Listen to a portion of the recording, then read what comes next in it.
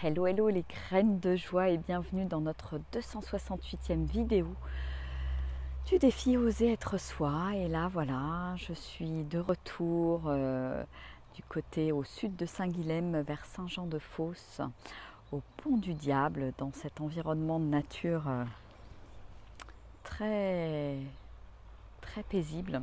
Voilà, au bord de l'Hérault, j'ai pu mettre les pieds dans l'eau, c'est un petit peu frais. Et voilà, de retour à la case départ. Et là, je viens de me poser, de passer un petit temps contemplatif là au bord de l'Hérault, là, avec la douce musique de l'eau qui m'accompagne. Et quel bonheur, c'est waouh! Je sens comme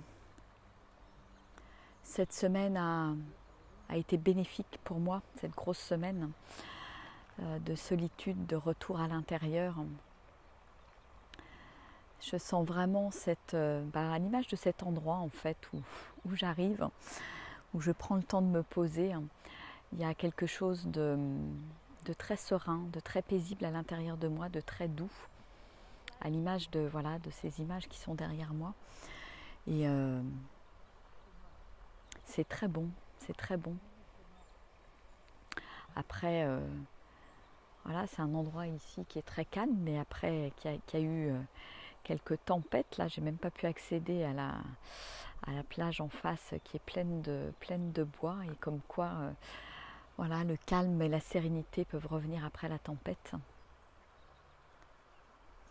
Et là, je me sens vraiment hyper tranquille, hyper posée. Et c'est marrant parce que je crois que le message que j'ai envie de faire passer aujourd'hui, il est vraiment sur l'importance de ma vibration, que c'est vraiment important d'en prendre soin. Voilà, moi j'en ai pris soin pendant cette petite dizaine de jours là sur le chemin de Compostelle, où je sens que voilà, ma vibration est assez haute, hein. Je me sens ouais, intérieurement radieuse, lumineuse. Et c'est rigolo parce que ouais, ce matin c'était à nouveau quelque part la confrontation au monde normal, avec le retour dans les bus, le transport,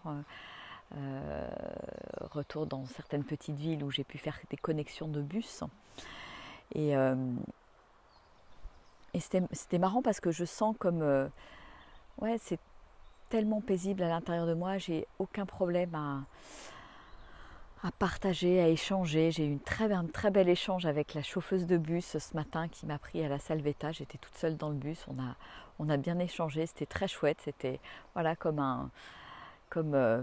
une conversation rayon de soleil au petit matin. Et puis tout à l'heure à Saint-Pons, là on s'arrête, je vais boire un petit truc chaud là avant mon deuxième bus, et je rentre dans un café. Et c'était marrant, il y avait 4 hommes à tabler pour un café là quand je suis rentrée dans le café. Et il y en a un tout de suite qui m'a fait un grand sourire, et en me voyant arriver avec mon sac à dos, ma guitare, mes bâtons, tout ça. Et en fait, j'ai été touchée par ce qu'il m'a dit. Il m'a dit waouh, vous dégagez quelque chose de très beau, de très chouette, je ne sais plus comment il me l'a dit exactement, quelque chose de rayonnant. Et je lui dis ben ouais, je viens de passer une dizaine de jours dans la nature, à marcher sur le chemin de Compostelle, et je pense que ça y est pour beaucoup. Et c'était bon en fait d'avoir ce retour, ce feedback. Je l'ai remercié, et voilà, c'est quelqu'un qui apparemment aime randonner aussi, hein, qui est commerçant et qui ne prend pas le temps, m'a-t-il dit, d'aller se ressourcer en nature comme il aurait besoin. Et je trouve qu'il y a plein d'endroits où on ne prend pas le temps en fait. Et est-ce que à partir d'aujourd'hui je peux prendre le temps, laisser de côté certaines obligations, certaines contraintes, et tout simplement m'autoriser à revenir à l'essentiel. Et c'est marrant parce que la chauffeuse de bus ce matin, c'est pareil. Voilà, on a beaucoup échangé sur Compostelle parce qu'elle croise beaucoup de pèlerins qui prennent son bus. Et c'est pareil. Elle me dit oh là là, ça me fait envie, tout ça. Alors je dis mais allez-y, allez-y, même quelques jours, même une semaine, prenez le temps en fait. Et c'est marrant parce que ouais, je crois que c'est vraiment le message de la journée aussi, hein. Prendre le temps. Prendre le temps, voilà, à travers ces personnes que j'ai croisées, prendre le temps de m'asseoir, de profiter, de me laisser toucher par cette nature douce, sereine, paisible. Alors est-ce que je peux continuer à prendre le temps dans ma vie de tous les jours, dans mon quotidien? Et à quel endroit je vous invite, vous aussi, à prendre le temps de faire ce qui vous fait du bien, ce qui vous monte en vibration, ce qui vous permet de vous élever en fait. Et pour moi, je crois que c'est vraiment hyper, hyper, hyper important en ce moment. Voilà, je suis à nouveau confrontée à certaines vidéos qui arrivent sur mon Messenger ou mon WhatsApp, etc. Et je vois bien que la situation ne va pas en s'améliorant, la situation qu'on vit actuellement. Et je pense que de mon point de vue, après chacun fait bien entendu comme il l'entend, mais de mon point de vue, la chose la plus importante, c'est d'élever cette vibration, d'élever ma vibration pour ne pas me laisser happer par ce qui se passe, par la négativité et tout le chaos qui est autour de moi. Car je vois bien que, voilà, sortie de ces nouvelles, sortie des villes, je dirais, rien n'a changé en fait. La nature est immuable, la nature est toujours là, elle sera toujours là, avec ses cycles. Et tous ces changements dans la nature. Donc là, je crois qu'on est en train de vivre un changement majeur. Et je crois que ce qui est important vraiment, c'est de rayonner cette vibration en fait. C'est marrant parce que j'étais dans le bus là tout à l'heure et j'avais quand même le masque. Bon, j'étais assise, j'ai enlevé le masque. Parce que bon, pour moi, c'était pas, il y avait quelque chose qui n'était pas ok.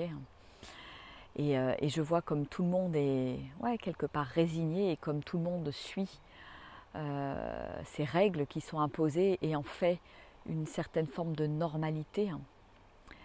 Et finalement, qu'est-ce que je peux me poser la question de qu'est-ce qui est juste au fond de moi? Qu'est-ce qui est vraiment profondément juste? Et mon corps, il sait.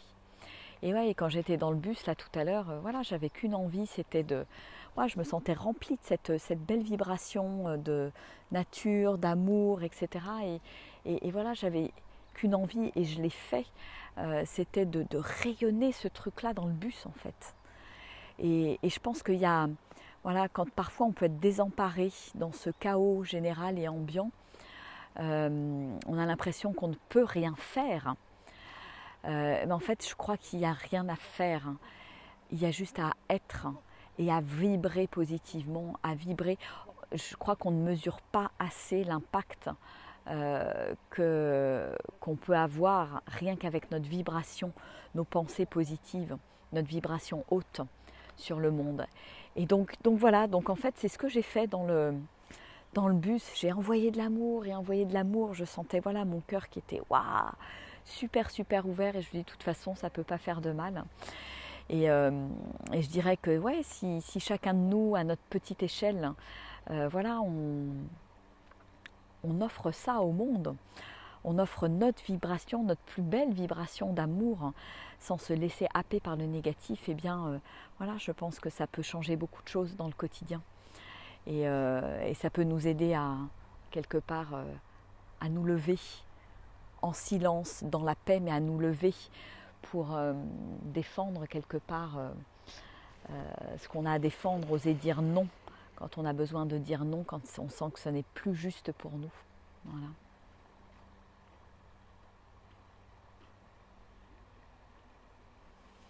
Donc de retour à la maison, je vais continuer à cultiver cette vibration plus que jamais. parce que pour moi c'est vraiment la clé en ce moment. Et voilà, je suis un peu... c'est toujours quelque chose toujours de triste à l'intérieur de moi quand j'arrête de marcher sur ce chemin de Compostelle.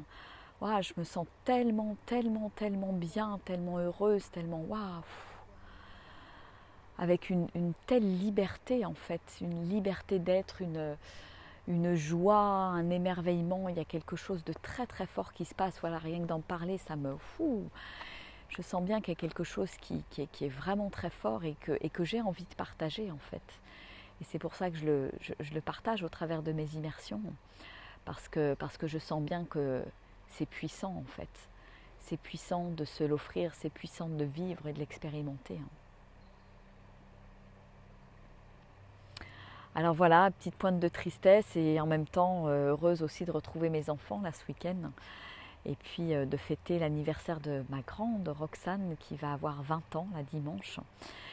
Et waouh, aussi une date à mettre dans le calendrier puisque samedi soir nous fêtons son anniversaire au restaurant avec toute la famille réunie, famille on va dire proche, hein, donc avec mon ex-mari, sa compagne, la demi-sœur de mes enfants, et puis ben voilà, moi, mes 3 enfants, et ça va être, waouh, pour moi c'est vraiment un grand moment, rien que d'y penser, ça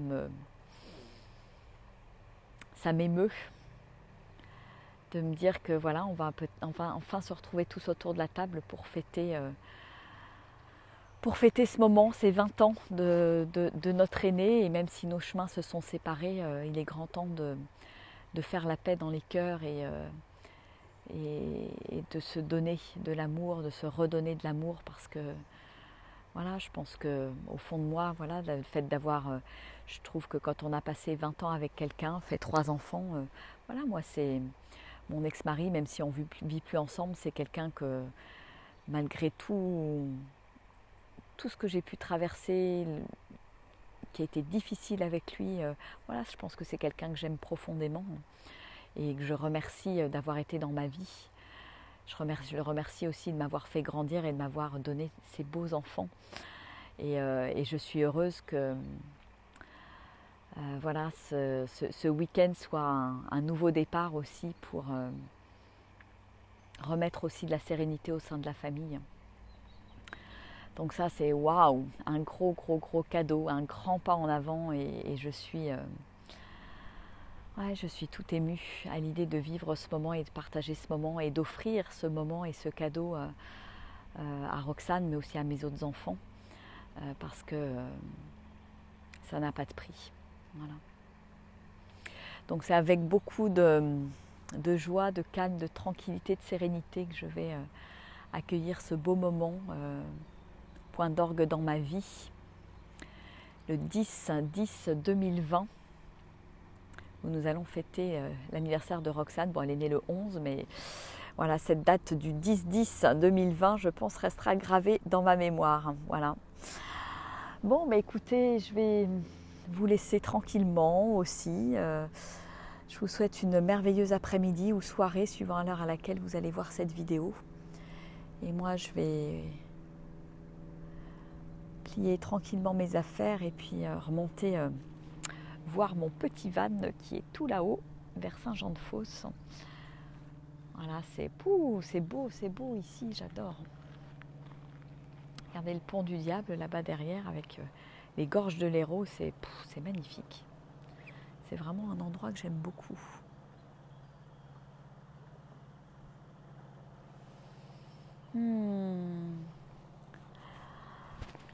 Ah, coucou Marie-Jo. Ouais. Coucou à tous ceux qui sont en direct. Je vous fais des gros bisous. Et puis je vous dis à demain pour une nouvelle vidéo.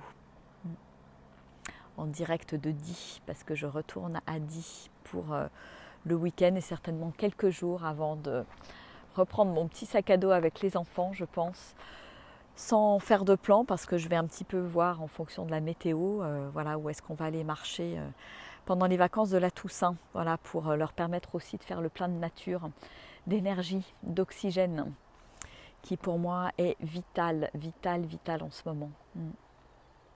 Marie-Jo, bah ouais.